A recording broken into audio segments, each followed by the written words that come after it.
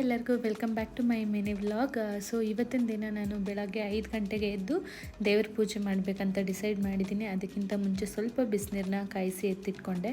So ಇವತ್ತು ನಾನು ಏನು ಪೂಜೆ ಮಾಡ್ತಾ ಇದ್ದೀನಿ ಅಂದರೆ ಲಕ್ಷ್ಮೀ ದೇವಿ ಪೂಜೆಯನ್ನು ಮಾಡ್ತಾ ಇದ್ದೀನಿ. ಸೊ ಲಕ್ಷ್ಮೀ ದೇವಿ ಪೂಜೆ ಮಾಡಬೇಕಂದ್ರೆ ನನಗೆ ಒಂದು ಮಣ್ಣಿನ ತಟ್ಟೆ ಬೇಕು ಮತ್ತು 2 ಮಣ್ಣಿನ ದೀಪ ಬೇಕು. ಫಸ್ಟ್ನೇ ದೀಪಕ್ಕೆ ನಾನು ಅಕ್ಷತೆ ಕಾಳು ಹಾಕ್ತಾ ಇದ್ದೀನಿ. 2ನೇ ದೀಪಕ್ಕೆ 2 ಬತ್ತಿ ಹಾಕಿ ತುಪ್ಪದ ದೀಪ ಹಚ್ಚಿ ಕೆಂಪು ಹೂವು ಮತ್ತು ರೆಡ್ ಹೂವನ್ನ ಇಟ್ಟು ನಾನು ಇದನ್ನು ಲಕ್ಷ್ಮೀ ದೇವಿ ಮುಂದೆ ಇಟ್ಟು ಪೂಜೆ ಮಾಡ್ತಾ ಇದ್ದೀನಿ.